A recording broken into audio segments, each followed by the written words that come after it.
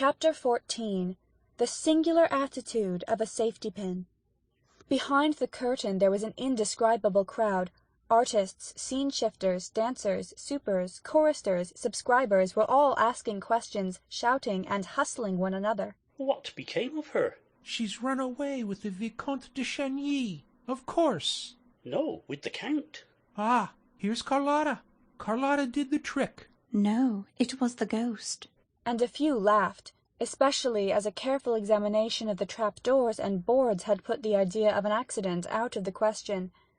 Amid this noisy throng, 3 men stood talking in a low voice and with despairing gestures. They were Gabriel, the chorus-master, Mercier, the acting manager, and Remy, the secretary.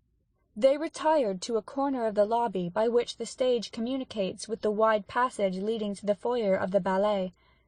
Here they stood and argued behind some enormous properties. "I knocked at the door," said Remy. "They did not answer. Perhaps they are not in the office. In any case, it's impossible to find out, for they took the keys with them." They were obviously the managers, who had given orders during the last entr'acte that they were not to be disturbed on any pretext whatsoever. They were not in to anybody. "All the same," exclaimed Gabriel, "a singer isn't run away with from the middle of the stage every day." "Did you shout that to them?" asked Mercier impatiently. "I'll go back again," said Remy, and disappeared at a run. Thereupon the stage manager arrived. "Well, Monsieur Mercier, are you coming? What are you two doing here? You're wanted, Mr. Acting Manager." "I refuse to know or do anything before the commissary arrives," declared Mercier. "I have sent for Milfroy. We shall see when he comes." "And I tell you that you ought to go down to the organ at once." "Not before the commissary comes." "I've been down to the organ myself already." "Ah, and what did you see?" "Well, I saw nobody. Do you hear? Nobody." "What do you want me to go down there for?" "You're right," said the stage manager, frantically pushing his hands through his rebellious hair. "You're right, but there might be someone at the organ who could tell us how the stage came to be suddenly darkened. Now Montclair is nowhere to be found. Do you understand that?" Mauclair was the gas-man, who dispensed day and night at will upon the stage of the opera. "Mauclair is not to be found?" repeated Mercier, taken aback. "Oh, what about his assistants?" "There's no Montclair, and no assistants. No one at the lights, I tell you. You can imagine. That little girl must have been carried off by someone else. She didn't run away by herself. It was a calculated stroke, and we have to find out about it. And what are the managers doing all this time? I gave orders that no one was to go down to the lights, and I posted a fireman in front of the gasman's box beside the organ. Wasn't that right?" Yes, quite right. And now let's wait for the commissary." The stage manager walked away, shrugging his shoulders, fuming, muttering insults at those milksops who remained quietly squatting in a corner while the whole theatre was topsy-turvy. Gabriel and Mercier were not so quiet as all that, only they had received an order that paralyzed them. The managers were not to be disturbed on any account. Remy had violated that order, and met with no success. At that moment he returned from his new expedition, wearing a curiously startled air. "Well, have you seen them?" asked Mercier. "Moncharmin opened the door at last. His eyes were starting out of his head. I thought he meant to strike me. I could not get a word in. And what do you think he shouted at me?" "Have you a safety pin?" "No." "Well, then clear out." I tried to tell him that an unheard-of thing had happened on the stage, but he roared, "A safety pin! Give me a safety pin at once!" A boy heard him. He was bellowing like a bull, ran up with a safety pin and gave it to him. Whereupon Moncharmin slammed the door in my face, and there you are. "And couldn't you have said Christine Daae?" I should like to have seen you in my place. He was foaming at the mouth. He thought of nothing but his safety pin. I believe if they hadn't brought him one on the spot, he would have fallen down in a fit. Oh, all this isn't natural, and our managers are going mad. Besides, it can't go on like this. I'm not used to being treated in that fashion." Suddenly Gabriel whispered, It's another trick of O.G.'s.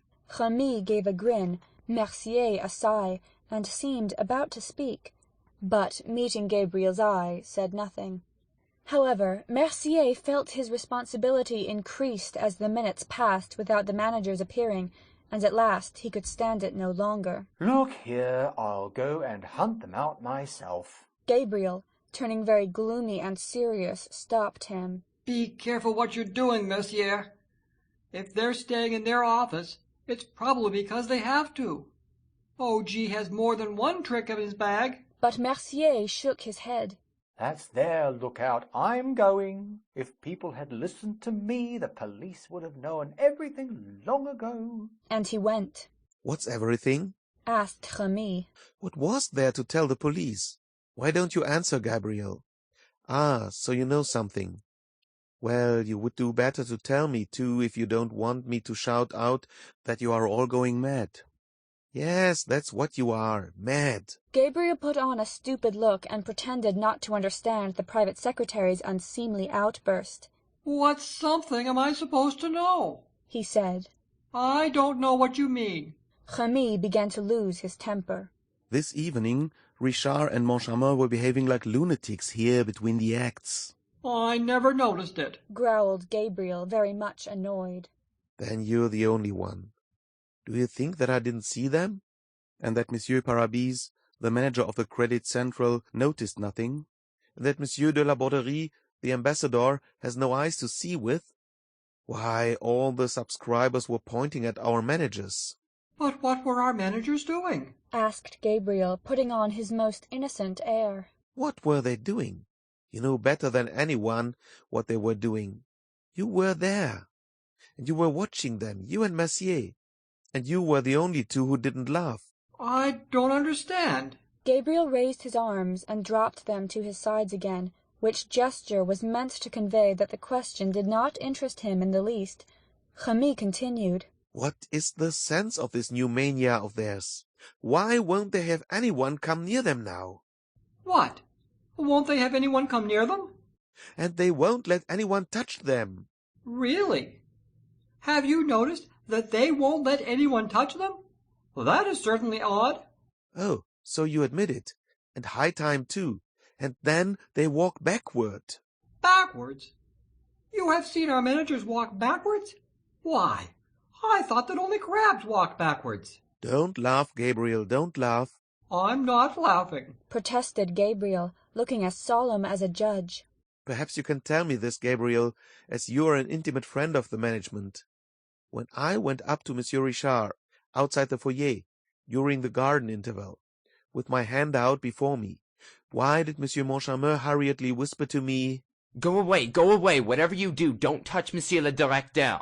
Am I supposed to have an infectious disease? It's incredible.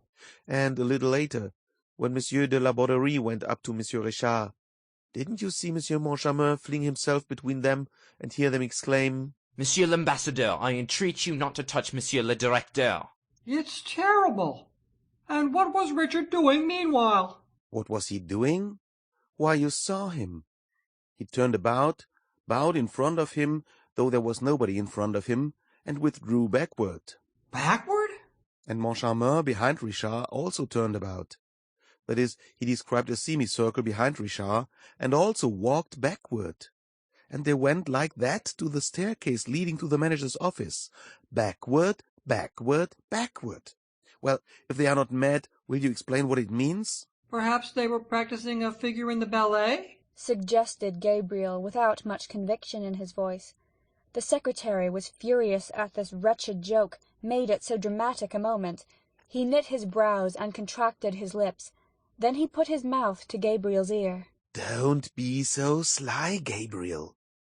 There are things going on for which you and Mercier are partly responsible.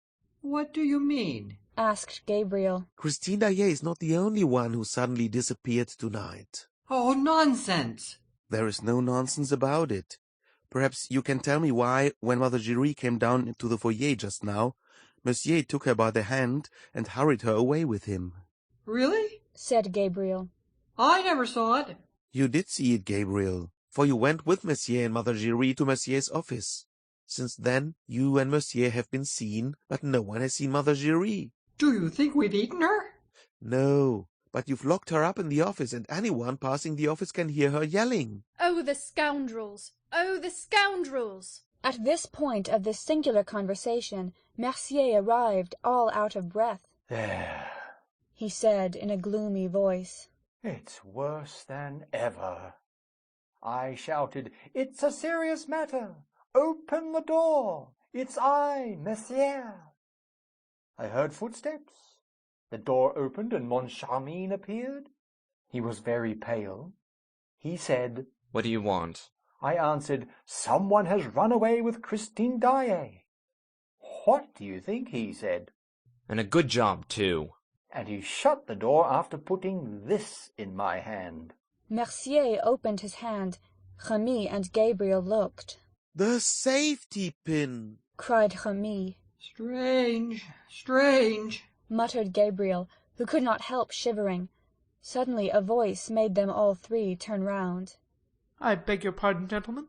Could you tell me where Christine Daae is? In spite of the seriousness of the circumstances, the absurdity of the question would have made them roar with laughter, if they had not caught sight of a face so sorrow-stricken that they were at once seized with pity. It was the Vicomte Raoul de Chagny. End of chapter 14.